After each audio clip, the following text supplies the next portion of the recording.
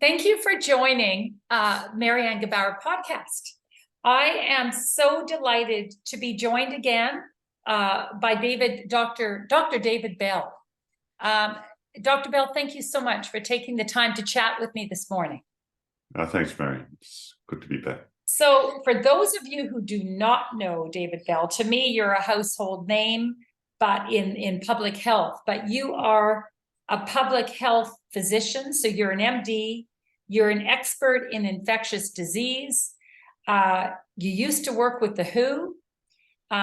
You've worked for many private companies, large private companies, and you've worked in the biotech industry. You've got a very rich history. Anything else I should add to that roster of your experience? Not really. I mean, most of my work's been around low, middle income country health issues. So, yeah. So, David, you were just in Sweden on a very important conference, the On Guard for Liberty of Mankind conference, a couple of weeks ago, and you were one of the keynote speakers. There was a really good roster of speakers at that event, and I heard a portion of your presentation. Can you kind of sum up what the key points were in that presentation? Because I think it was very, very important content. Yeah, it's essentially, it's about public health, where we're going, I think, international public health wise. A lot of people are very tied to what's happening in their own countries for pretty good reason, but they're not so aware of what's happening on a global level. So, they may have heard a bit of the WHO, the World Health Organization treaty process, etc., but not much.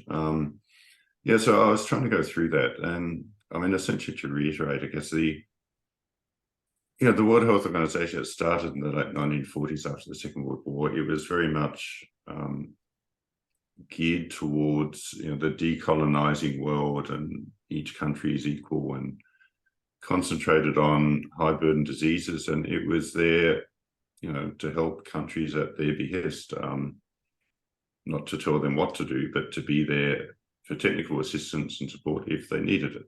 And it went that way pretty much for a long time, as the sort of ethos of public health then was a sort of community-based healthcare, human rights-based, etc. And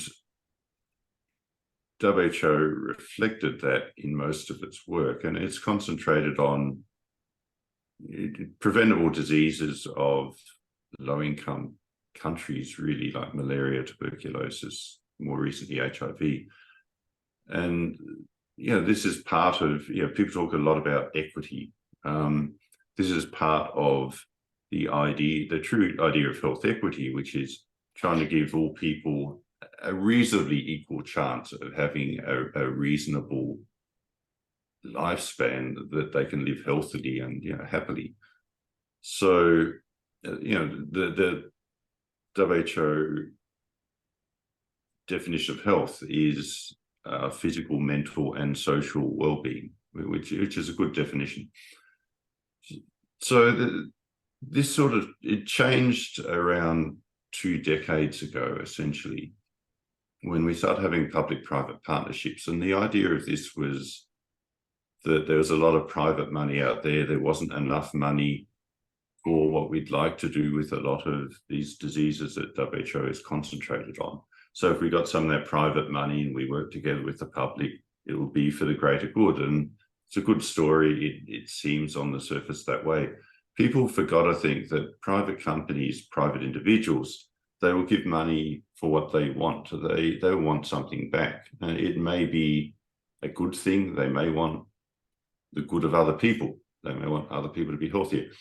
But certainly as a corporation or as an investor, they will want a financial return that will, because that's their job. They have to do this for their shareholders. A company, it's obligated to maximize return for its shareholders. So we started taking this money in WHO. Also, we started actual public-private partnerships such as Gavi, which is for vaccines, CEPI more recently, which is for vaccines in pandemics. the unit aid, which is for health commodities. So inevitably this shifted global public health, away from this idea of community-based primary health care, which, you know, is why people live longer. It's because they have better sanitation, better nutrition, better living conditions. But that doesn't make money for anyone else. It sort of improves the economy of the local community mainly and the country. So to make money for someone else, you've got to sell stuff. So we increasingly commoditize public health. And to do that, you make it much more vertical rather than horizontal, which means you have central control, because you need to essentially mandate, if you can, these commodities which will benefit the companies in the public-private partnership. So in the end, 20 years later, we've ended up with the situation, say, in the COVID response, where the World Health Organization threw out their pandemic influenza recommendations, which were under no circumstances should you close borders, you know, essentially lockdown, as we call it now, because that would cause a lot of harm to low-income people, especially. And it will do very little to stop a virus, a respiratory virus. But it's a way of commoditizing the problem and making a lot of money out of it for a few people. So WHO did that. They went to get their own recommendations. We saw with the lockdowns, you know, recommending that particularly low, you know, we saw this in our own countries, which were wealthy, but in low middle income countries, if they lock, you know, if you lock down, say, India or somewhere in Africa, a lot of those people, they don't have refrigerators. They have to go to the market every day. They live in very dense situations, housing, etc. A lot of people, so they cannot, you know, social isolate or, you know, social distance. That they have to go and see people at the market every day. They mix around normally. The only difference a lockdown makes in these countries for most people is it stops their income. So the only impact of a lockdown possibly in these countries is it makes them poorer. And if you are closing the, you know, you interrupt supply lines because businesses are no longer working. So the clinics work less well, other diseases will go up. And WHO, to their credit, pointed this out at the start of 2020, that other diseases, malaria, TB, HIV, will get worse, and they have. We have 340 million additional people in poverty, according to the World Bank, and we have over 100 million in severe food deprivation, additional to what we would have had. So we will have a very high mortality. We lost children out of schools for up to 2 years in some low-income countries, which we know will have multi-generational impacts on poverty for the future. So we did all this. It's not a public health response. It's the opposite of a rational public health response. If you're trying to improve equity, you're trying to improve long-term outcomes for low-income people and low-income countries. But it is what you would do if you wanted to control a population in order to sell a commodity, in the end, sell a vaccine. So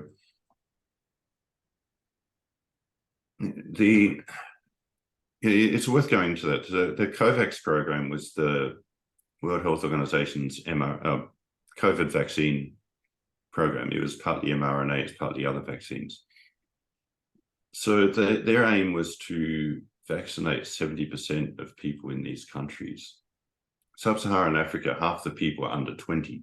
So what they're talking about is vaccinating a lot of children. There's very few old people. They started this program around mid-2021. By that time, by the third quarter, they knew that most people in Africa were already immune to COVID. That was before Omicron. The WHO did a very large study where they showed 65-66% positive serology to COVID, so to the virus. So they know that far more than that have had the virus. We know that that gives very, you know, broad immunity, broader than the vaccine. So immunologically, there isn't minimal or no possible gain from vaccinating these people. Most of them are, you know, young and they're not, there's a lower rate of obesity, etc. The other predeterminants of severe COVID. A lot of them were children, so that they're going to gain, even if they're not immune, they're not going to gain much from the vaccine, but with immunity, they'll gain nothing. This was the most expensive public health program in history, $10 billion. So again, it's not a public health response. It's essentially accumulating taxpayer money and giving it to companies. And that sort of fits with why a company will go into public-private partnerships and will concentrate on this within the partnerships. It fits why they give specified funding to the World Health Organization, which means when a company or an individual gives funding, they specify the way it will be used, and most of that, or a lot of that's around health emergencies. So it's quite obvious, looking back what happened and why it happened. And companies are just doing what they need to do for their shareholders, but the interests of populations are not part of that, especially in low middle income countries. So it shows what WHO is now, which is very much a public-private partnership at the will of private funders and some specific countries. And the two biggest country funders, the United States and Germany, which are very heavily invested in mRNA vaccines as well. So it's,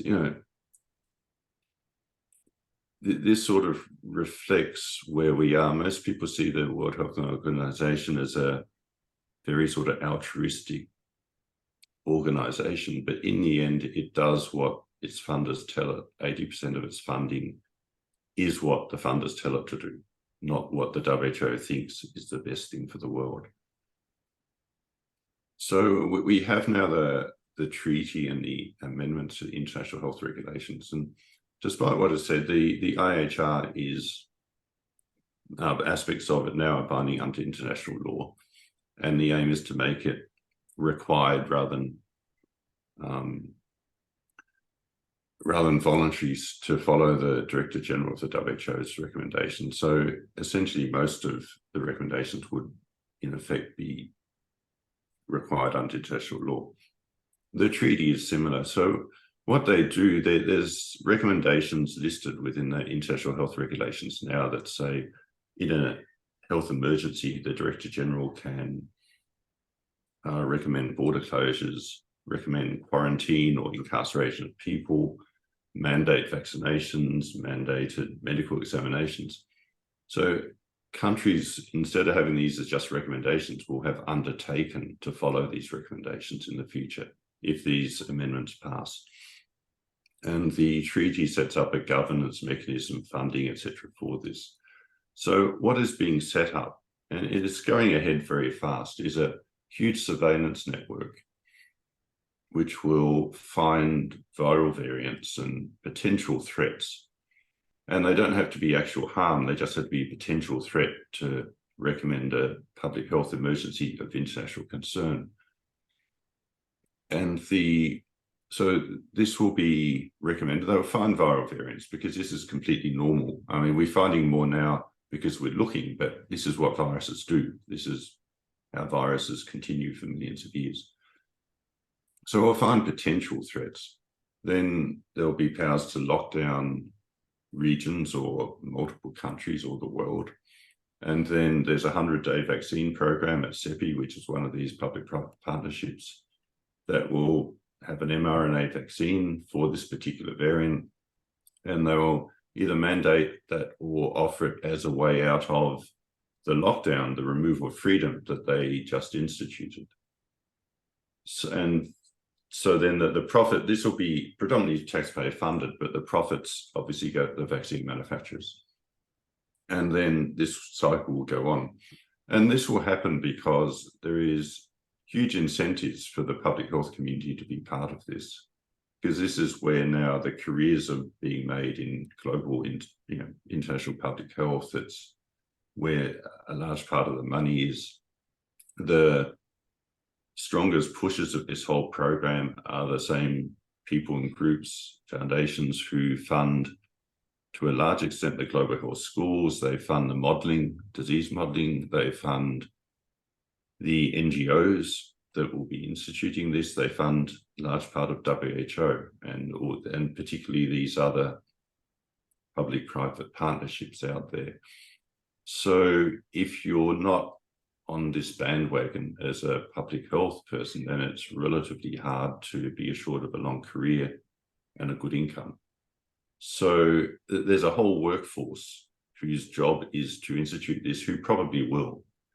What it will mean for ordinary people is a continuation of this sort of rolling health emergency, where there's always a new threat. There's always, because these people also obviously fund the media. So, you know, the global health pages of the Telegraph, the Guardian in the UK, yeah, NPR very heavily in the US, the BBC even, etc. That they're funded to it significantly by the same people and foundations who are pushing this agenda. So we will hear constantly, as within COVID, of these threats. There'll be a very strong push in the media and with politics as a result to lock down people, to remove their basic freedoms that we thought after the Second World War were inviolable. We will close schools, so we'll further impoverish people. We'll close clinics, so we'll further increase malaria, tuberculosis, etc., which are rising at the moment. And the result will be more and more, it would seem, vaccinations, these rapid mRNA vaccines that can be rapidly developed and deployed, and an increasing concentration of wealth from ordinary people to this corporate, elite's a bad word, but this corporate lobby that are pushing this agenda.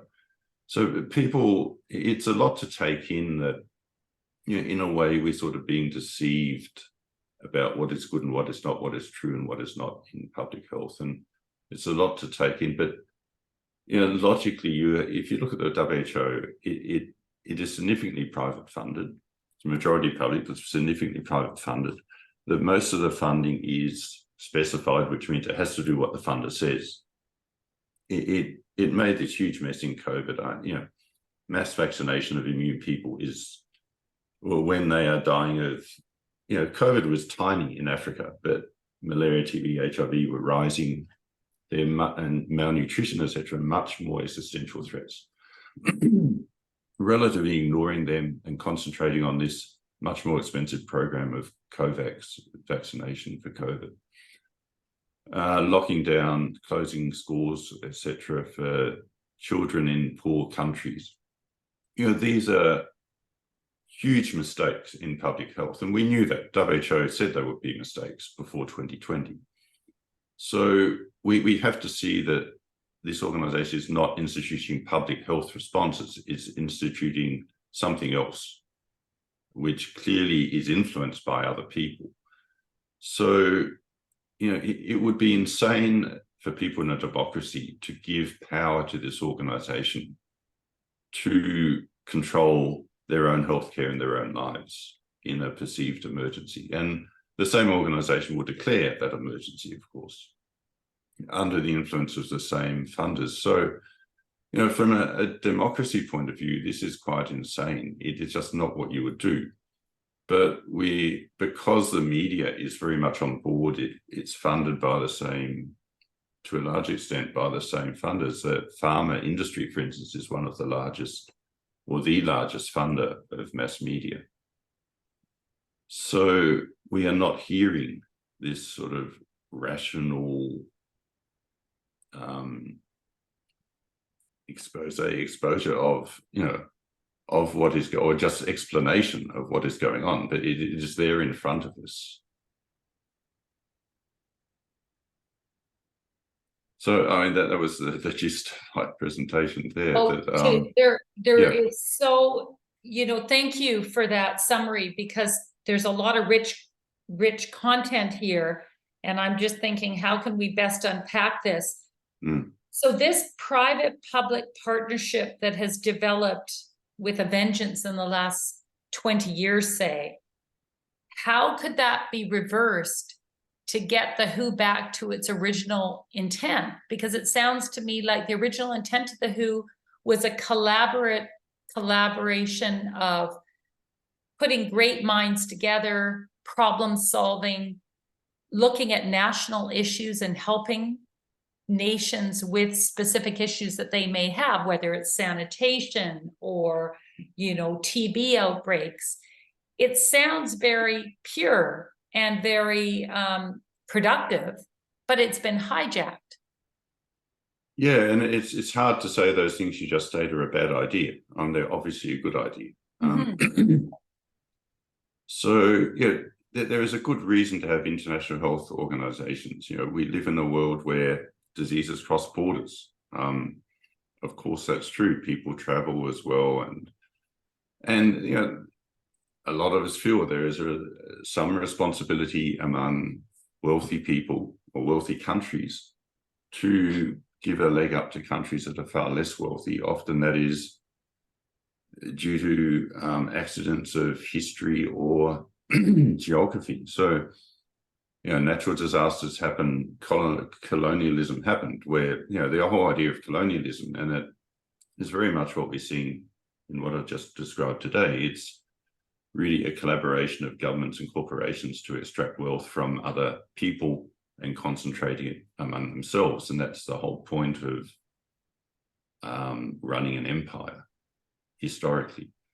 With the East India corporations of the British and the Dutch and so on, the Hudson Bay Company, etc., are good examples of this. They work very closely with government. They're extracting wealth at the expense of the local people who were people who'd often lived there for thousands of years. So it's, that is why the West is so much wealthier now. If you go back 1,000 years, the West wasn't wealthier than Africa. Europe was not wealthier than Africa. It is now largely because of colonialism. So there is a responsibility for countries to get together and help others. But that, human rights are intertwined with this, and you cannot, to say that a group of people in Geneva know what is, or in Washington or wherever, know what is best for people in Malawi or Burkina Faso or Vietnam or whatever, some other country, and therefore they will impose this solution to those people's health problems, is exactly the problem that colonialism is. So you have to start this with the understanding that, one, all people are equal, and two, individuals are sovereign. So a person has their right to decide, to make their own basic decisions in life, to decide their own healthcare. No other person has a right to force that upon them. So if you start with those two principles, then you can come up with models that make sense. And you would not include private individuals whose primary role, legally, is to make profit for themselves, or companies make profit for their shareholders. You would not include such entities in just making these decisions for people in these other countries, because that would be irrational. Because their interests are not in those people's welfare; their interests are in accumulating wealth. So, any international health organization would have to exclude any conflict of interest like that, and you would forego some money there, because in the end, that while it might look good for a short term to have more money, it's going to twist the whole system to the benefit of the people that are giving the money, if they're private. So I think there is a responsibility for wealthy countries to support less wealthy. I think most people can see that, and people give generously privately as well as through their countries. But you cannot allow that to then be hijacked, as you put it, by private individuals who are just, there's a large sum of money there. They want some of it for themselves or for their own shareholders. So there's a place for international health institutions. There's a need to share data. There's a need to help countries that are asking for technical help. there's no place, I think, really for private interests in this. It doesn't mean private people can't have their own channels to help countries if countries ask them, but you cannot put that in a way that you then have, say, the power of the UN to enforce it. And there's no place for wealthy countries imposing their will on low-income countries for the same reasons. And this is supposedly why we had the UN, although now it's becoming, much murkier, like the WHO. So if it's purely voluntary that countries ask for help, if it's purely for sharing information and giving technical help where it's needed, if there's no private interests that can possibly influence the decision making, then I think there is a place for something like the WHO. It's unclear whether the current WHO could possibly be rolled back to that sort of model, or whether you would have to replace it. But certainly for international public health, there's an important role. Is there any, my impression is the WHO is gaining traction in having absolute control with the new international health regulations. It sounds as though next year something will be in place that removes countries' national sovereignty, and they are all at the whim of the directives of the WHO. Is that a correct analysis? Yeah, there'll be a vote at the World Health Assembly, which is the body that oversees the WHO next year. And it will vote on these proposed amendments to the international health regulations, which essentially make the individual, the Director General of the WHO, able to dictate health policy for countries. And there'll be a vote probably on the treaty as well, which will give the governance and the money for that. Then it would be essentially a 12-month process until the treaty comes into play. Countries have to actively opt out if they don't want to be part of it. Sorry, the health regulation amendments. For the treaty, there needs to be 30 countries ratifying. So it's quite likely they will get through this voting process, because the people who turn up at the World Health Assembly by and large are the same sort of public health industry. So they're representing these countries, but they're part of this same general international public health industry that is so well looked after by these corporate interests. Then perhaps some countries might opt out, but it'll be quite difficult because the World Bank is very much behind this agenda, the IMF, etc. So there's potential for financial sanctions if a country isn't seen to be towing the line. If a country doesn't respond when there's a perceived outbreak, the media will clearly now vilify that country as a danger to the rest of the world, etc., and justify the following sanctions, etc. So it's going to be very hard for individual countries to fight this. The companies, biotech companies, pharma companies made hundreds of billions of dollars through COVID, while the rest of the world got poorer and are struggling economically. They did very, very well financially. And so did the investment houses, obviously, that invest in those companies. So there is a huge sort of war chest of money to push this. And the longer this goes on, the more money will accumulate. And it's this influence, they pay some of it, but they leverage that to get very large amounts of taxpayer money. So we heard that it was so good giving money to COVAX. I mean, essentially, that's giving money to pharmaceutical companies for, it's not for the benefit of people who who are already immune to the virus and can't possibly benefit from being injected with a vaccine to past variants that aren't even circulating anymore. So COVAX, it was put as pushing vaccine equity. I mean, vaccine equity is not what the world needs. The world needs health equity. So if your child's dying of malaria, you don't need someone to come along and inject you with a COVID vaccine that might help someone over 75.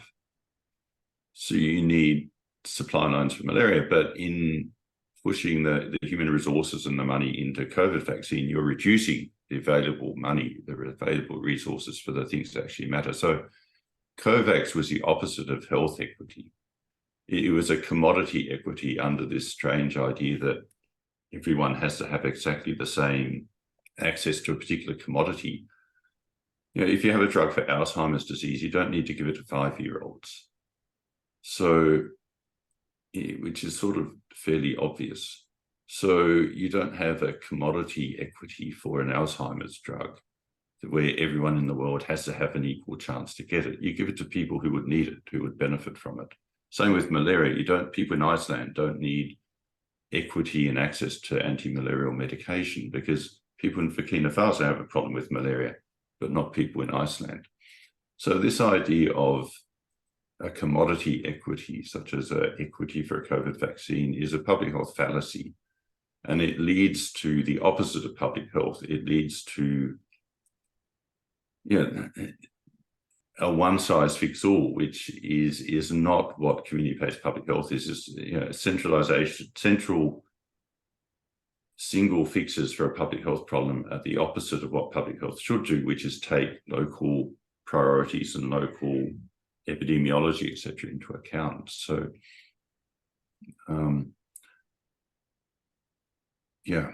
So why is it that your cohorts in the WHO or Gavi, well, Gavi is private, but with the WHO, for instance, why did they not understand this very basic concept? This is not complicated. It's not complicated, no. It's not complicated at all. So what is it that more of them within these organizations are not standing up? Is it fear of losing their position? What is driving this? Yeah, it's not complicated. It's also orthodox public health. Every intervention has a risk and a benefit. So you don't just say, oh, here's a benefit and ignore the risk. Closing schools for 2 years is a massive risk, intergenerational risk on low-income countries. Those children, most of them will never get to where they could in terms of able to contribute to their economies, earn an income, feed their families when they have children, etc. It's a disaster. So, it's orthodox public health. It's not just obvious. What happened in the COVID response is the opposite of orthodox public health. It's the opposite of what WHO recommended only a few months earlier. So, most people, if they stop and think, can see that who work in the public health industry. I think a lot of people are not even stopping to thinking and thinking they're being told that anyone who questions this narrative is, and we see this COVID denier or whatever that means. It's weird, or vaccine denier or anti-vaxxer, and then it goes to extreme far right, and we have WHO itself putting out videos about how these people are causing mass death and are one of the biggest causes of death on earth for questioning vaccines. I mean, of course you question vaccines, of course you question drugs, of course you question pesticides. You question anything that you're putting into a human body, and you look at the costs and the benefits and who will benefit overall, and you offer it to them, and who will not, and you don't offer it to them. This is pretty obvious. So of course you question any medicine, and you steer it in the direction where it will cause benefit. But we have a situation now where to discuss that on a rational basis is seen as misinformation, disinformation, vaccine denial.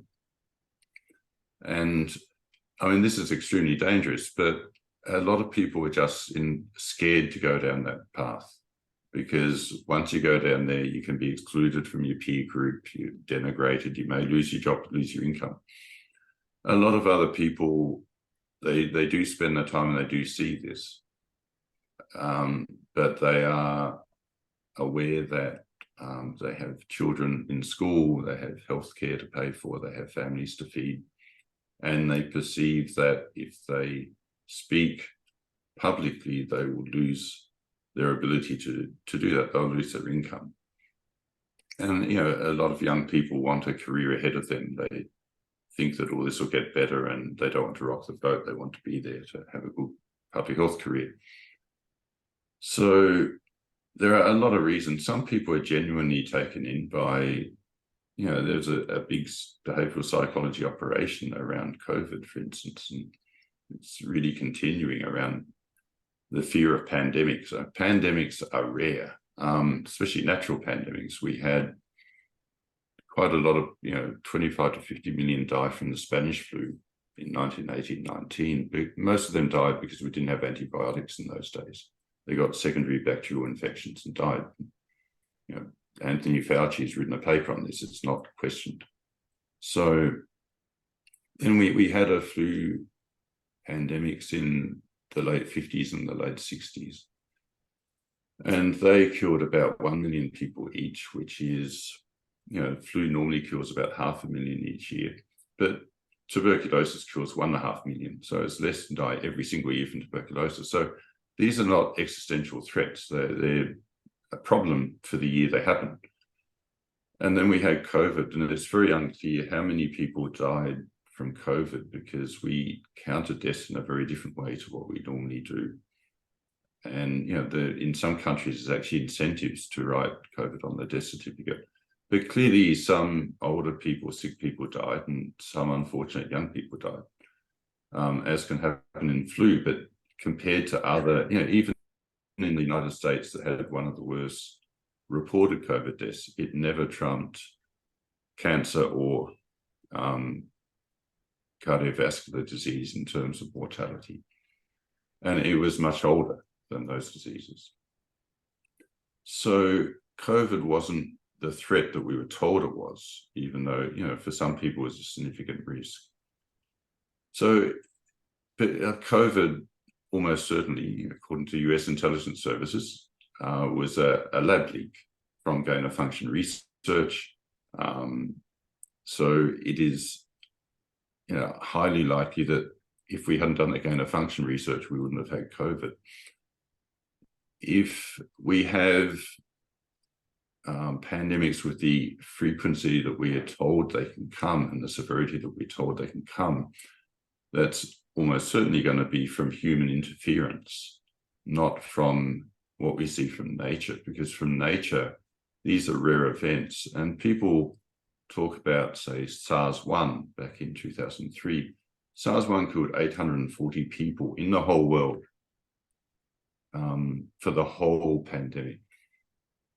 So that is, about a third the number of children that die every day from malaria. It's much lower compared to the number that die from tuberculosis. So it's, the West African Ebola outbreak, which is the worst other outbreak we've had really, that killed about 11,000, 8 to 11,000. That's, it's a few, 2-3 days of tuberculosis in the world. So these are local issues which we've shown we can cope with very well and get on top of very quickly. We have, improving medical care all the time. We did have reducing poverty before COVID, and poverty is a big factor in why you die from pandemics. So there is no logic behind the whole concept that pandemics are going to become more frequent and more severe unless you factor in human malfeasance or stupidity in allowing these to happen. So this industry is also being built on this fallacy.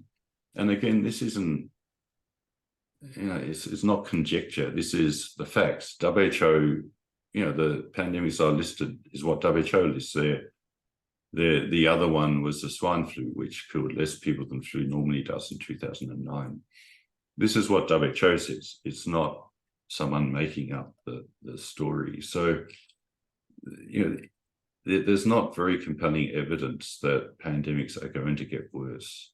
We have an increasing human population, you can argue that, but we have reducing animal reservoirs as well. You can argue that there are factors in factory farming, etc., which could, and decrease genetic variation within farm animals, which could allow them to incubate pathogens more easily. That's probably true. We can fix that by adjusting our farming practices. So there are other ways to deal with this. So the most important thing for dealing with pandemics is that people are fit and healthy, so they have a good immune response. We showed in the lockdowns in COVID that this makes people less fit and more obese, and there was a significant increase in obesity over this period because people couldn't exercise, etc. They got less sunlight, which is important. Vitamin D is important for T cell function. So, and malnutrition is a disaster. We're increasing malnutrition through poverty. That's a disaster for resistance to viruses.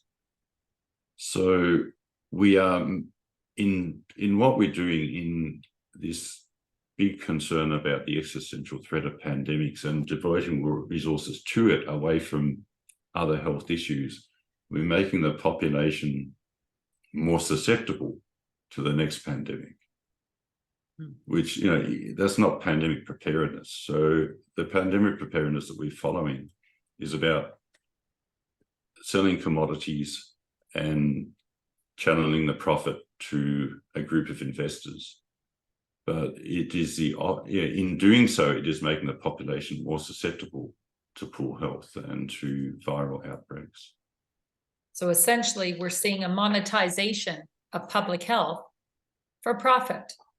Yeah, we have seen that to a large extent. And so if you present this in a rational way to your cohorts, do they not understand what you're talking about? Or do they accuse you of being conspiracy theorists? Or what's the response if you're sitting at a dinner party with people in your industry and you talk like this? It's very rational, very methodical. What's the response that you get?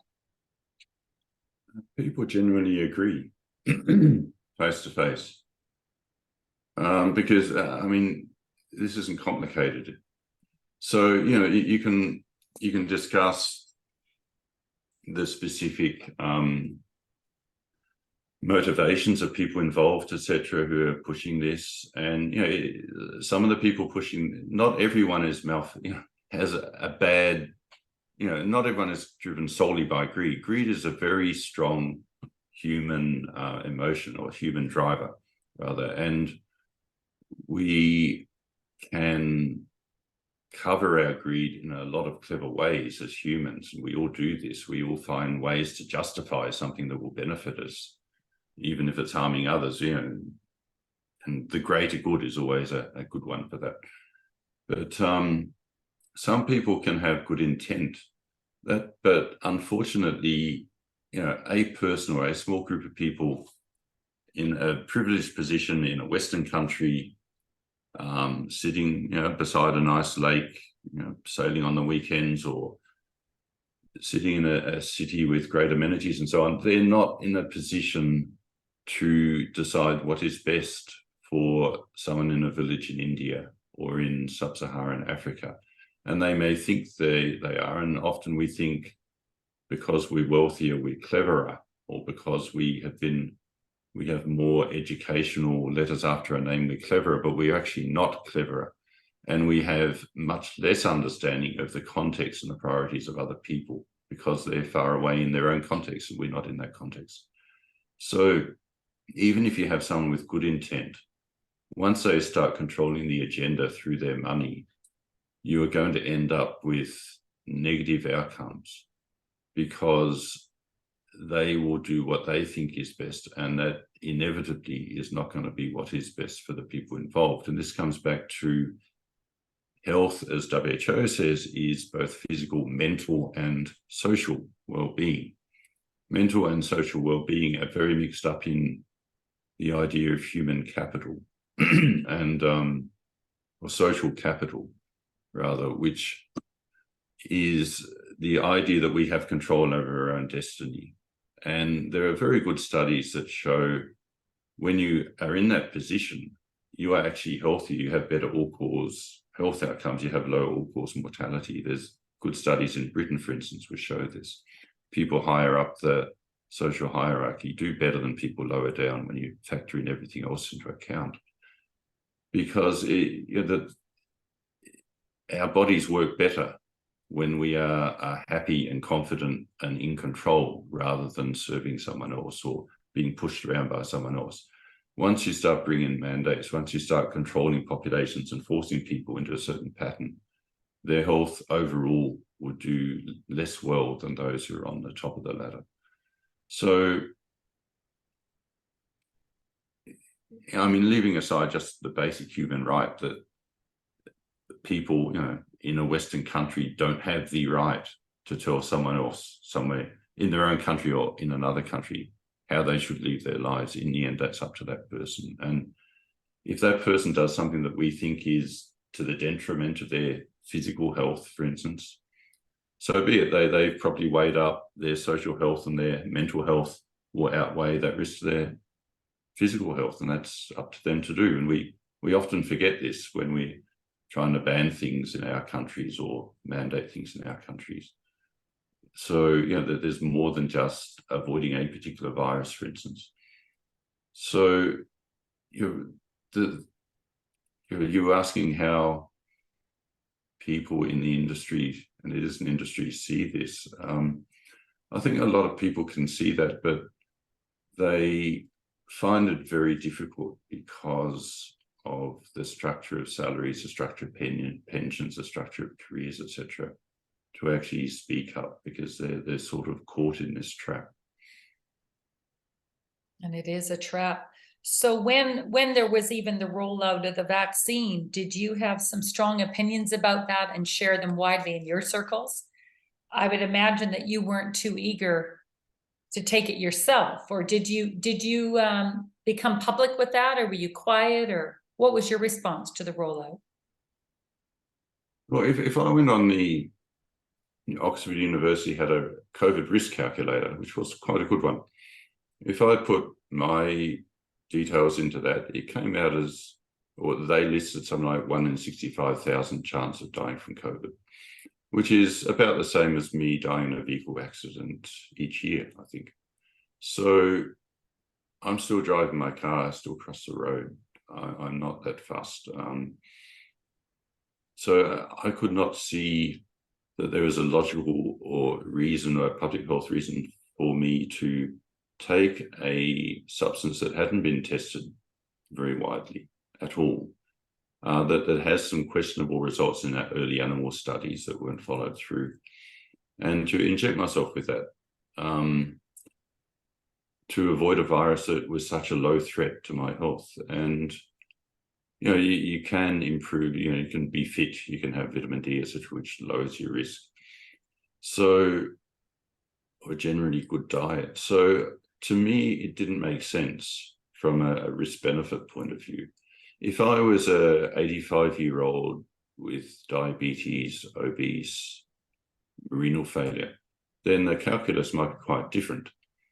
We don't know for sure because they didn't do trials in such a population, but you can conceive that it might be for the benefit of that person to have a vaccination. Certainly they should have a choice, I think, whether they have it or not. And that choice should be, they should be given the full details. For instance, the 6-month follow-up of the Pfizer trial, Pfizer's own follow-up of their vaccine trial, a lot of people don't understand the mortality was higher in the vaccinated group than in the control group. And these were fairly well-matched groups. So it was about 16 to 2021, some of those sorts of numbers, and it was reported in different ways at different times. So you could argue that that was just chance, but it's a trend to higher mortality in the vaccinated group. That should at least tell you that this isn't a stunningly good vaccine. It's not going to make a huge difference to the sort of population that were in the trial. So again, I had a 1 in 65,000 chance of dying from COVID, according to Oxford University, but the vaccine didn't appear to be changing that calculus, my chance of dying overall. So perhaps it would make it less likely I die from COVID, but I'd be more likely to die from a stroke or a heart attack, etc. So again, that wouldn't make sense logically. So when we we saw the vaccine is efficacious, it's effective, it stops this number of people from getting severe COVID. That has to be weighed against, but this number of adverse events will happen in a particular age group from the vaccine. CDC will agree. Myocarditis is more likely to happen, say, if you're a late teenage male. So the risk for the late teenage male is going to be different than the risk of the late teenage female. So you would have a different calculus on whether the vaccine was good for one or another. I think it doesn't make sense almost in all cases to give it to either in this case. But the point is that normally you make this calculus, you make this risk-benefit analysis, and that's just common sense. And everyone understands this. Everyone in public health understands this. It didn't happen in COVID with the COVID vaccine. So, and again, this goes back to this is not a logical public health response in so many ways. So there must be something else driving it. So my attitude was that I personally don't think that there's a deliberate, there's something in the vaccine that is called deliberately there to kill people. I think that I disagree with that very strongly. I don't think people will do that. I think there's been clearly a recklessness. It was, things like giving a completely new medication like this, that is for a very low risk disease overall, to pregnant women, to me is, it's against everything we were taught and everything that the doctors giving it were taught.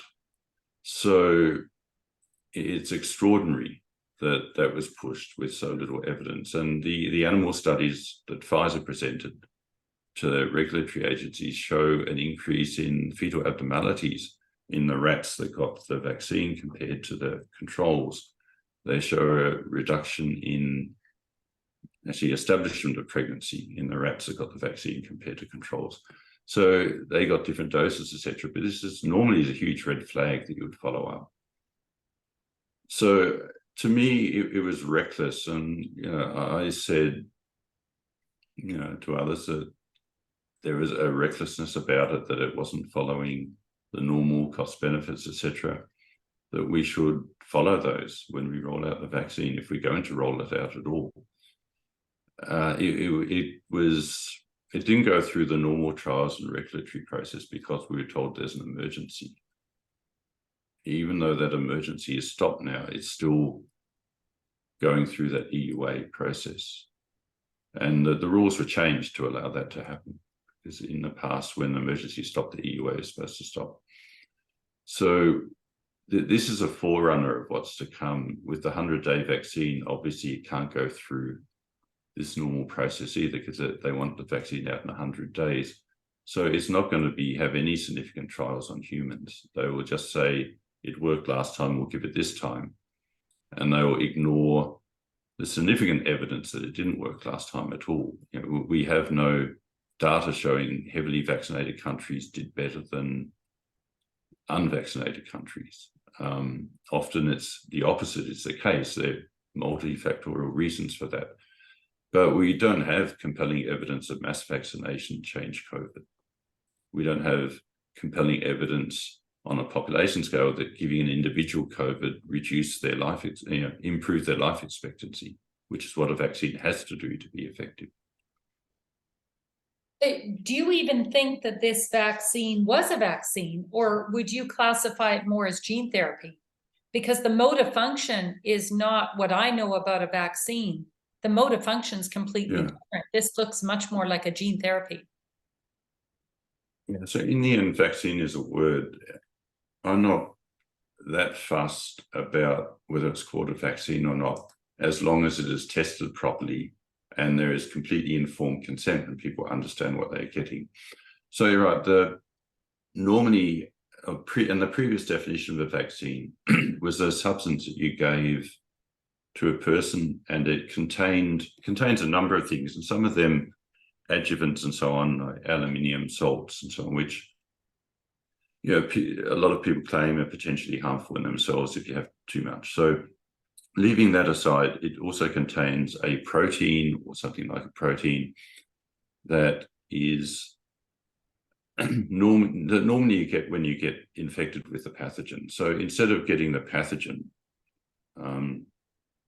you get just the protein, and your body forms an immune response to that protein. So you produce antibodies and a T cell response, hopefully, to that particular protein that's put in your body, so that when the real virus or whatever comes along, your body has already seen part of that virus, and it'll very rapidly reboot this immune response and combat the virus. So that's the idea behind a vaccine. And with measles virus, for instance, that it works. It's if you have the measles vaccine, you're very unlikely to get the measles virus. So people, anything you inject into someone will have other concerns. They may be small, they may be large, and that's another story. But a measles vaccine will make you immune very effectively to the measles virus, so that you're very unlikely to get measles disease. But the way that the mRNA vaccines work is quite different. So they did change the definition of vaccine to cover it. So they work more like a medicine. They inject you with genetic material, RNA, in a lipid capsule. That lipid capsule allows it to cross cell membranes, which are made of lipids, so it gets into cells easily. When it's in the cell, it sort of takes over part of the function of the cell. So it causes the cell to produce a protein. The cell then expresses that protein, and your body sees it as a foreign protein and makes an immune response to it. So rather than injecting the protein, you're making your own cells produce that protein. So that immune response will kill those cells because it sees those cells as foreign. They're expressing a foreign protein. It recognizes them as a danger, forms an immune response, kills those cells. In the process, you develop antibodies, so that if you then get the SARS-CoV-2 virus that causes COVID, your body will more quickly see it. So the problem is that there's an inherent danger in this, because you are forming an immune response to your own cells because they're expressing this protein. So you'll kill those cells. In the animal experiments, Pfizer or BioNTech showed that the lipid nanoparticles go all over the body. They don't stay in the arm, as we were told, and that didn't make sense initially. Of course, they go around the body. That's why we give intramuscular injections of penicillin, so it'll go around the body. So they go around the body. They concentrate particularly in a few organs. That includes the ovaries in women or girls. It includes the adrenal medulla. It includes the liver, and they also go into the brain and essentially to all other organs to varying extents. So cells in these organs will produce, we can assume, produce this foreign protein. The body will attack them. For instance, if they're in the ovaries, a girl is born with a certain number of ova, and that's all she has. So that defines the length of her fertility period. If your cells in the ovary are producing this protein, you'll get local inflammation because your body's reacting against those cells. If that kills the ova, or if it's the ova in the first place that's producing the protein, then you will kill those ova. So you will shorten the period of fertility of the woman when she's of childbearing age. This is controversial. This is what would happen. So we don't know whether that's a small problem or whether it's a major problem, because there are no studies to show that. It'll cross the placenta. So when you inject a pregnant woman, we can be quite confident that the mRNA will go into the fetus. I don't think this has been proven, but we know that the lipid nanoparticles will cross the placenta. We know that they carry the mRNA. There is, I mean, this is being used in the idea that you can vaccinate the mother, and that gives some immunity to the fetus when it's born as a baby. So again, it works in the same way in the fetus. It causes cells to die. If they're rapidly expanding cells in the central nervous system, we don't know the impact that will have on later life. It may be why there is a higher rate of malformations in the baby rats that were injected with the mRNA in the Pfizer trials. We don't know. So there are these inherent issues here, dangers with the mRNA that are not normal to a vaccine. So it's a genetic medicine. It's a genetic vaccine, if you want to call it that. It's made of genetic material, works in that way. Normally, with a genetic medicine, you have to do carcinogenicity studies, sorry, which is a study that shows whether you've got an increased rate of cancer. You do teratogenicity studies, which means fetal malformations. So some are done in rats, very few. They weren't done in humans. So the reason for this is because there is this potential, because it's genetic material, to cause these harms. We didn't do that because it was reclassified as a vaccine, and a vaccine doesn't need those studies. So this is, an insane way to do regulation, but this is what happened. Because we changed the definition, we then changed the way that we test this substance, and we reduced the rigorousness of the testing. So it's still the same substance. It's still a genetic medicine, and Moderna classified as a genetic medicine. But because we changed the word, crossed it out and wrote vaccine, then suddenly we don't have to do these important studies, which show very important for long-term toxicity. So we have Pfizer, who wanted to seal the data from their inside studies for 75 years, which is peculiar. That's suspicious. We have Dr. Naomi Wolf, who has a team of 3,000 scientists calling through thousands or hundreds of thousands of documents from Pfizer, because they did have to release that information. We have oncologists around the world saying we have skyrocketing cancer in their vaccinated patients. We have gynecologists and fertility experts saying that we have massive issues with only their vaccinated patients, massive number of miscarriages, massive fertility issues.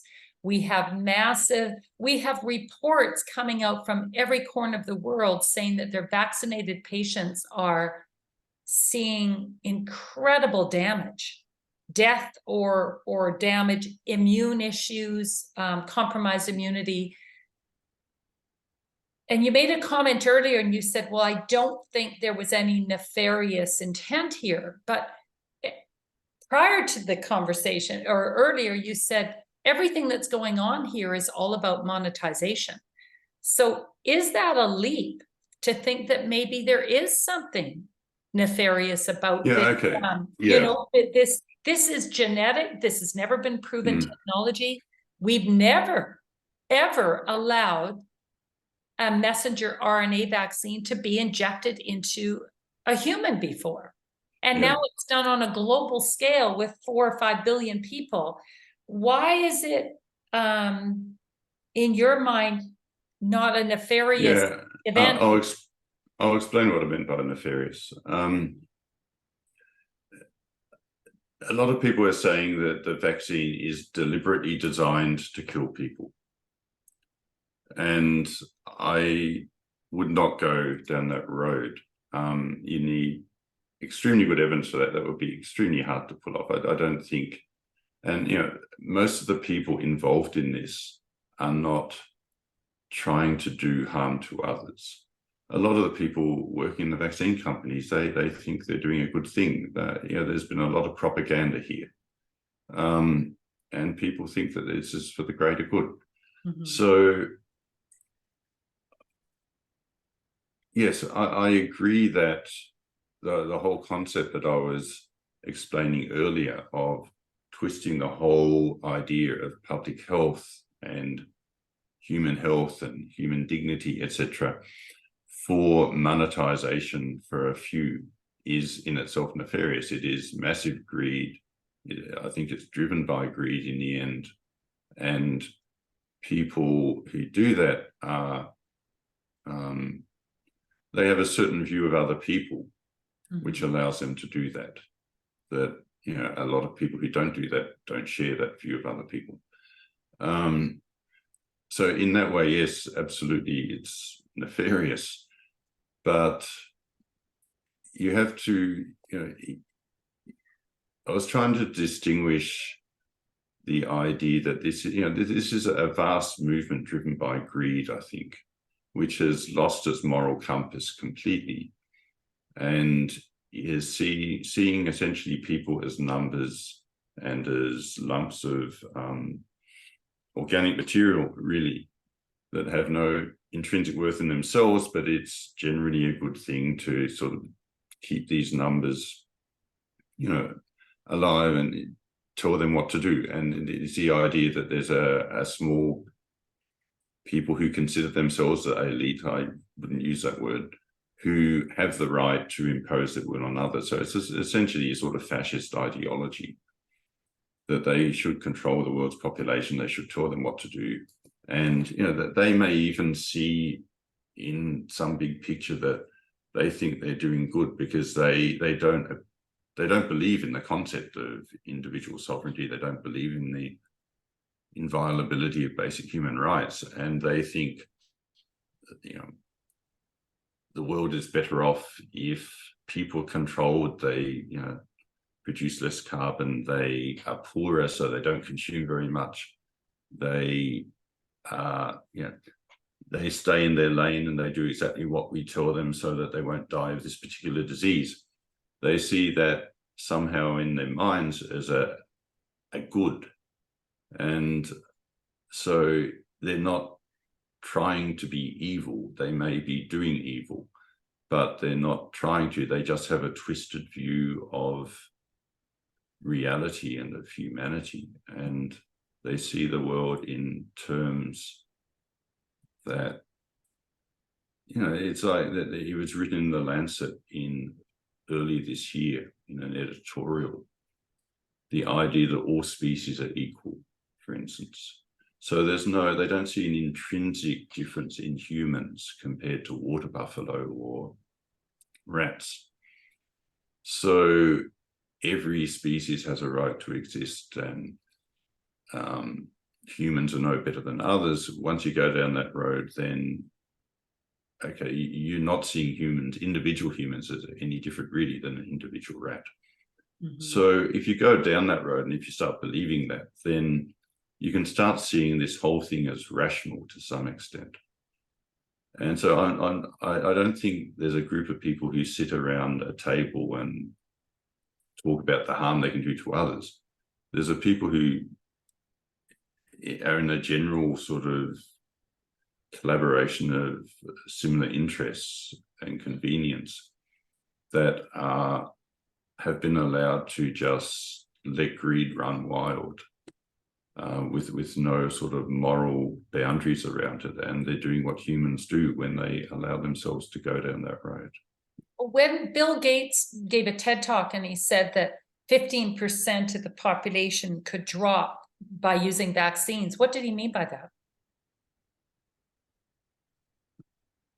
I'm trying to remember the exact, just remind me of the exact quote. He said, vaccines will help reduce the world population by 15%. Yeah. I think what he was saying. That's pretty hard to. No, I think what he was saying, and I've heard that quote a lot and it's talked about a lot. I think what he was saying was that, and it's correct, if you can reduce child mortality, then you will reduce the imperative of having a lot of children for a lot of people on Earth. A lot of people have a lot of, you know, large families because they expect a number of children to die, and they know that they will be completely destitute in their old age if they haven't got children to look after them. That's a big incentive to have a larger family. And it is a driver, it's well recognized. I think that what he meant there is that if you can reduce child mortality, then you can reduce the imperative to have a lot of children, and overall you see a lower population. We see that in countries, wealthier countries with large social safety nets. people don't have so many children. Yeah. So I think that I think that quote is misunderstood. Now, he made another very big statement. He said, the return on investment on a vaccine is 20-fold. So I invest $1 in a vaccine and I make $20 profit. What do you say to that? Well, he didn't say $20 profit. He said 20-fold. 20-folding, yeah. So return on investment is so is he talking about if you put money there, you can save 20 times the lives that if you put that money, same money, somewhere else. And again, I suspect that is what he is talking about. So I know, a lot of people want to see, they want to take things out of context. And you can take, you could find something in George Orwell's books that, say he's promoting fascism. I mean, he obviously wasn't. But you could pull something out and say that. So I think we've got to be really careful in the way that we pull out these quotes. There's something that's happening here that's on a huge scale. It is crossing continents. It's involving the UN. It's involving the WHO. We're going down a path really of, the British East India Company again, where you have this tie-up between governments that aren't responsive to the people and large corporations that fund those governments and are in bed with them. And they are trying to control the rest of the world. Yeah. And it's driven by massive greed and people who have a moral view of society that is very different to what we're used to hearing. And they have tied up the media. So the media is scared. They have tied up the public health industry because public health has always been a very effective instrument for fascism. And they have tied up, I think the climate agenda and this whole sort of constant emergency. So keeping people under emergency rule, etc. And we have to see this for what it is. And if you start pulling out individual quotes, I think it's dangerous. We have to approach it. It's like just saying we have to get rid of the WHO. I mean, the WHO, international health, can do a lot of good as well as a lot of harm. We have to understand what is happening here. It is not health institutions are bad. It is that a group of people with certain ideas have essentially hijacked our health institutions.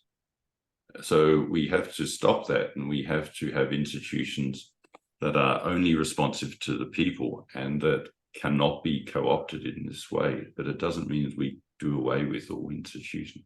So throwing the baby out with the bathwater. So how do we proceed? Because we clearly have a situation where the WHO has been hijacked with this private-public partnership.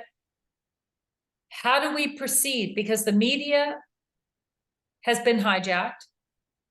You have these massive organizations, the IMF, the World Bank, they're all tied in here.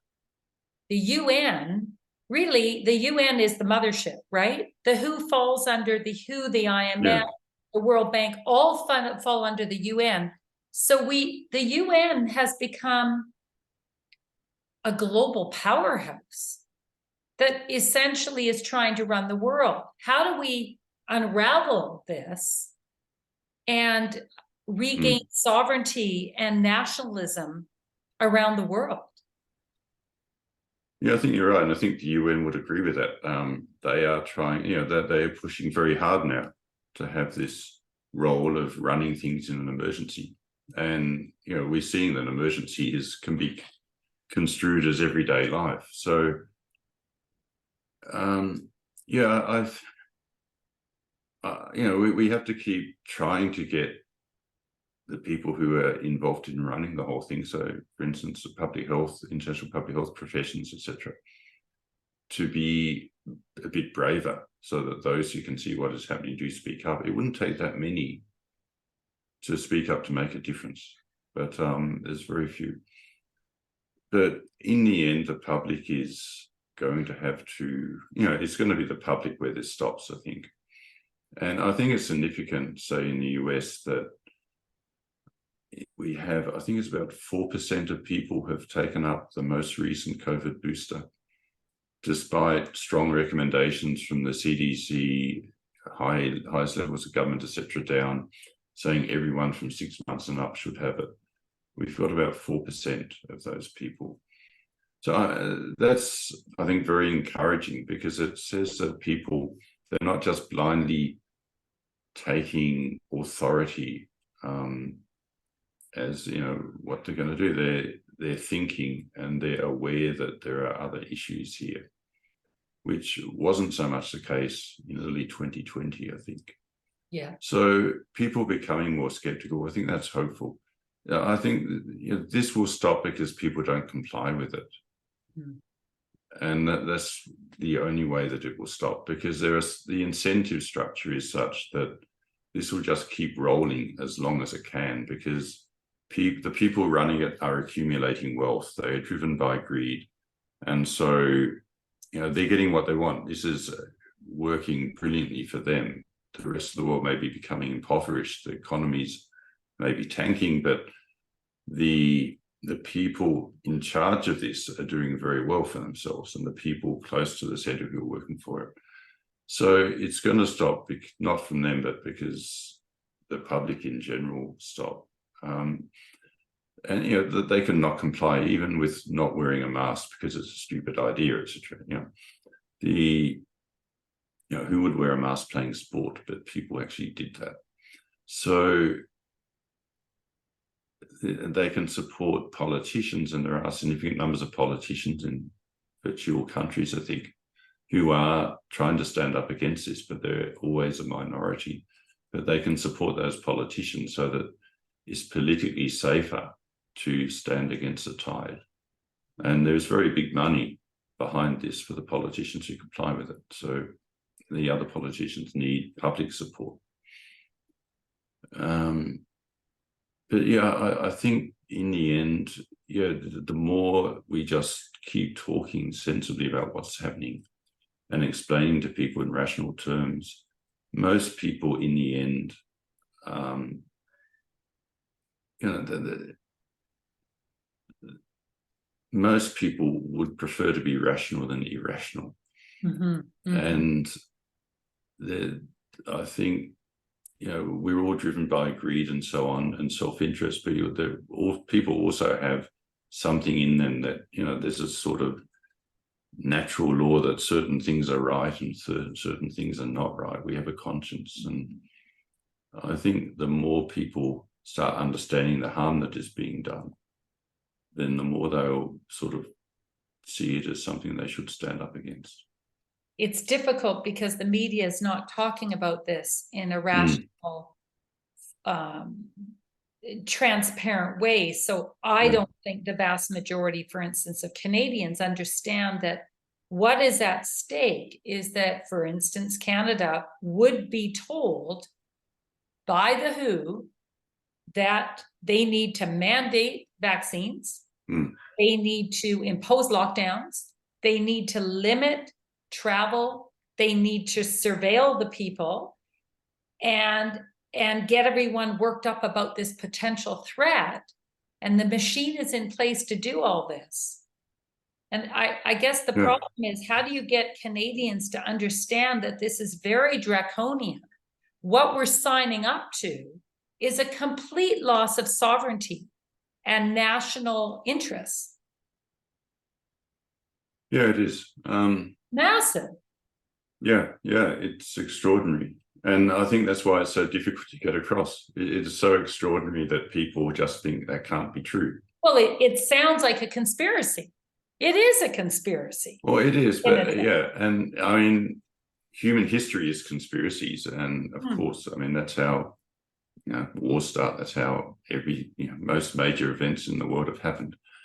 So there's nothing new about a conspiracy. That's the way politics work. It's the way humans work. Yeah, I think the problem here is that we're talking about such huge stakes that people have trouble grasping it. It's hard to believe that people, say, would mass vaccinate, you know, hundreds of millions of people, or want to, in sub-Saharan Africa, if it was obviously against their interests to put resources into that. But it was, obviously against their interests. But we even have, we have people who claim to be left-wing, people who claim to be anti-colonialists, etc., pushing for the COVAX program, which is obviously a colonialist program of, concentrating money in the hands of a few at the expense of the people in these countries. The idea that standing for human rights has suddenly become far right or something. It's very hard to get around this. It's very hard to get around the propaganda as it is from the media. Mm-hmm. And again, people think we've got a free press. They don't think we're like North Korea or Soviet Union in the past. So they assume that the New York Times wouldn't say stuff that wasn't true and wouldn't be working for interests against the people. But the New York Times, its major shareholders are BlackRock and Vanguard, which are the big investment houses behind pharma. Its major advertisers are pharmaceutical companies. If these media outlets went against a program that is bringing hundreds of billions of dollars to the pharma industry, would those media houses survive? Quite likely not, because they wouldn't get any advertising anymore. They'd lose their main source of revenue.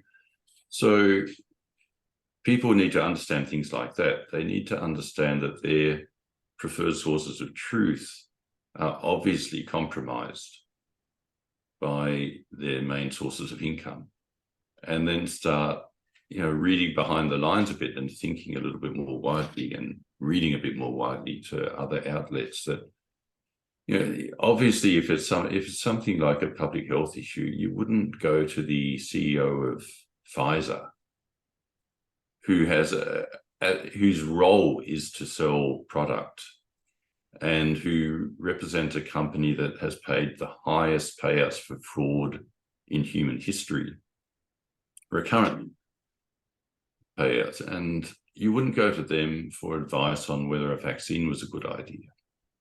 But that's what the media did. It's illogical, it's insane. So you would have to think, well, if the media is doing something that insane, then what else are they not telling us? Or what else are they telling us that we shouldn't really be believing? So people have to just be shaken out of this. And this is where it comes back to, you don't need quotes taken out of context. People need to understand that we're just living in a completely illogical world at the moment in the West. And what we're being told is true. We're being told by people who have absolute strong interests in pushing us in one direction and not the other.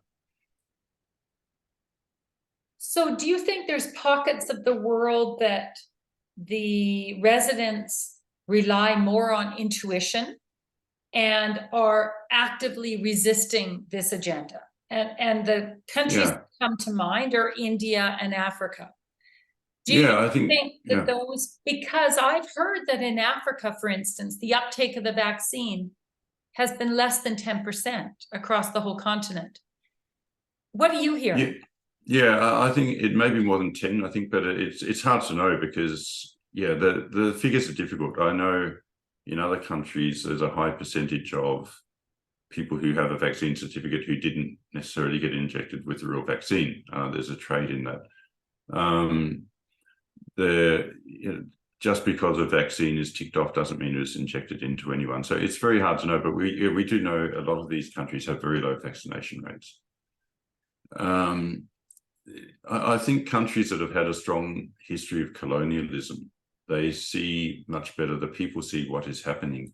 And just because the governments might appear to be on board, but governments, they need World Bank loans and IMF bailouts, and they need, the people in the governments may benefit directly often from the money themselves. They can skim a bit off, etc. And during COVID, the checks on these things were not as strong as they traditionally are as well. So, the COVID sort of pandemic money was pushed out very quickly. There was more opportunity to take some. So that the populations themselves, voting with their feet in not being vaccinated. African country, we're told that the low vaccination rate in Africa is due to vaccine nationalism. Somehow wealthy countries in the West hung onto these vaccines when these people who are 50% under the age of 20 in Africa were desperately after them, which simply isn't true. So vaccines were expiring in African countries because there was insufficient uptake of the stocks. So it wasn't vaccine nationalism, although the media tells us over and over and over again. That's rubbish. It was because people were not interested in being vaccinated, and that's why the COVAX program is sort of dying now. So I think those countries, and I think the other people that tend to see it are, for instance, East European people who grew up under communism. And they recognize, and I know a number of people who grew up under communist regimes who immediately in early 2020 recognized the propaganda, communism, fascism, any authoritarian regime that wants to control public opinion and control the people and what they do. There's a certain way of spinning messages, which people very quickly picked up because it was being done for the same reason. People were being prepared, I think, in the end, for mass vaccination. Mm-hmm. And for, pushing digital IDs, which a forerunner of social credit systems, etc., which, is the next step along this and are certainly coming and are very much with us, I think, becoming in a lot of countries. So. Well, some of my educated South Asian friends in Canada said that in India, they believe less than 10% of the people were vaccinated. Most of the South Asian that came to Canada got vaccinated because they trust the government. But those back in India said no, and they got the shots, but they dumped them on the floor. So the pharmaceuticals made their money, but the people have fake papers. They do not trust the vaccines at all. And so there's this huge disparity between the South Asians that live abroad and the South Asians that are back in India. I thought that was very interesting. So it does seem as though these developing countries have much more intuition and they know their history. Yeah, they know the history. They've been exploited much more recently. And they're skeptical. So. That's right. They've seen the injuries of these vaccine campaigns. I think there's I know that Bill and Melinda Gates Foundation has had such a horrible history in India that I had heard that they were not able to operate any of their programs there. I don't know if that's true, but Gavi was kind of shown the door in India. Is that true? There are some disputes over some vaccine trials. They're still both active in the country, I think, but there is a history of disputes. Mm-hmm. I mean, it's interesting comparing with a country like Australia, where I'm originally from. So for most Australians, there has never been an invasion. There's never been a civil war. There's never been a colonialist control, except the control from ourselves, which is, European control of Australia. So if you're an Indigenous Australian, you would see things very differently, and you would understand how one people can exploit another and what it's like to be exploited. But for most Australians, there's no concept of that, and people completely trust the government. I expect Canada is very similar. So we saw amazing compliance in Australia with the most draconian lockdowns on earth. For instance, in Melbourne, and the rhetoric that came out of politicians' mouths, that was just stunning. And people somehow accepted it. And I think it's because people they haven't got the concept that people in power could exploit them, could be nefarious, could exploit them for the benefit of those people in power themselves, or for the benefit of people who sponsored them. So even when we had the New South Wales Premier had to resign because of corruption around COVID vaccines. People still went along with it. They had very high vaccination rates. Relatively few people, some turned up for protests, but relatively few compared to what was happening. And I think most Australians still think that it was all for the greater good. I know people who are convinced that life in the US was complete chaos, all the hospitals were overflowing, etc. And no amount of pointing out the figures will convince them otherwise, because they were fed this propaganda every day. Our hospitals in Canada, according to people I know at very high levels, our hospitals have never been quieter than during COVID. They were empty. Staff could not get shifts. Doctors told me there was no one in the hospital. My husband actually went in for a surgery in the height of COVID, and the 6 or 7 nurses descended upon him and said, "We're so happy to have a patient." He said, "Well, wait a minute. The news says you guys are overrun." They said, "No, there's no one in the wards." And then service people would tell me they weren't preparing any meals. Well, if you've got live bodies in the hospital, you're feeding them. That's hope. There were no meals being made. So it was a massive deception. Well, it was. And there were some ICUs that were busy. Like in a bad flu outbreak, ICUs can overflow. And people forget ICUs, they drain a huge population and they concentrate them in a room, a few rooms. So it seems busy work for people working in those ICUs. And you can take some photos that show some beds in the corridor. But if you had a huge pandemic that was affecting a lot of people, the hospitals would be full and overflowing. Britain never used these sort of Florence Nightingale hospital things that they set up. The Mercy ship, the hospital ship that was docked in New York Harbor, I think it had 38 patients or something like that at most. So do you agree with John Ioannidis from Stanford, who said the infection fatality rate of COVID was no worse than any regular seasonal flu? Do you agree with his assessment? It seems that way overall. He looked very thoroughly. He came up with, I think, 0.15%, which is about where a bad flu season is. If you were 85-year-old diabetic obese, it was up to about 20%. If you were a fit, healthy teenager, it's probably less than 1 in a million. So again, it depends. It was a bad thing for some old people in nursing homes, but we don't know how much of that was from the change in treatment. We treated these people very differently. They didn't get chest physio, they didn't get turned, etc. as much. They were intubated far more frequently.